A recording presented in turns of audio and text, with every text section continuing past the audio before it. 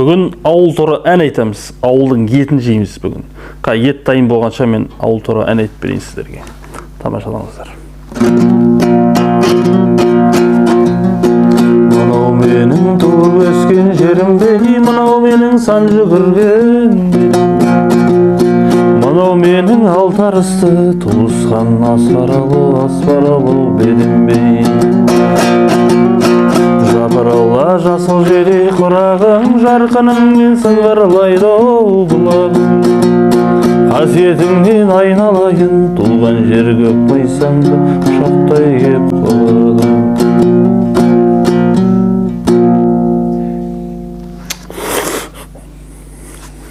Шо там? Опа, давай әкел. Ой, қандай керемет. Міне ауылдың қандай қазысын қараңыз. Беселі қаз. Ауылдың жігіттеріне рахмет осы. Ет салып жіберген, сонша уақыт жылқы бағып жүрген жігіттер бар ауылдың. Соларға рахмет. Міне тұздығын құямыз. Тұздығын өлтірмейміз пиязды. Үстіне мына сорпасын. Оп. Ал енді пісіміне деп бастаймыз. Пиязын саламыз, кәрчіксін саламыз, и қазы.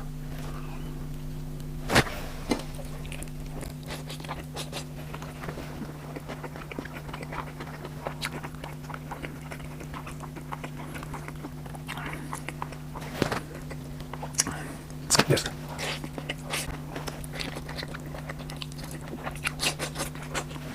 Енді ауылдың қамызы. Онсыз тағы болмайды. Ауылдың сары майы қарынға салған. Ауылдың ірімшігі. Құрты мұна, біздің жақтың құрты қараңыз. Тас сияқтысы өтсе жақсы.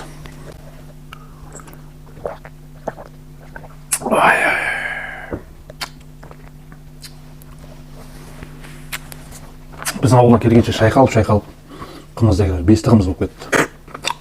Өте тамаша болды. Мен қалғанын былай. Не традиционно жей береміз. Осылай жейміз.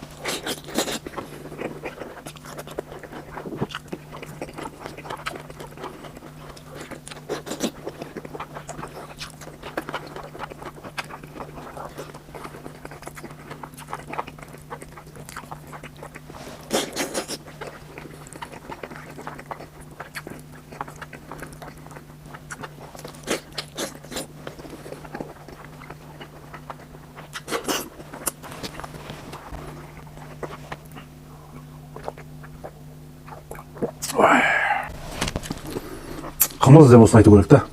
Біздің ауылдың қымызын. Себебі біздің ауылдың жолы датауы нашар. Ең солған биеден сразу құйып алып келеміз қалаға дейін, Атырауға дейін. Шайқалып, пісіп, нағыз 5 қымыз болып әп-әдемі болып кетті.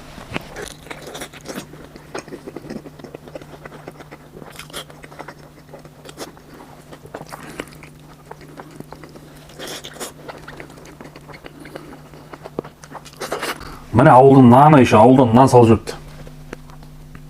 Ауылдың наны мен қазір сармай, қарынның сармайын жейміз.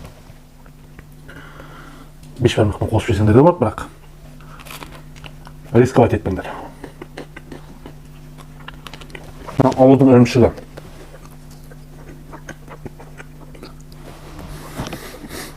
Тәп-тәп-тәп. Қымыздан кейін болмай қалмайын деген, е? Ауылдың құрты. Біздің ауылда дейтін, бұл құртты кім жасаған тауып аласың? Себебі отпечатка қалып қояды да, саусағын. Осының барасында тексертесің, кім жасаған, отпечаткасы тұрады. Таза құрт.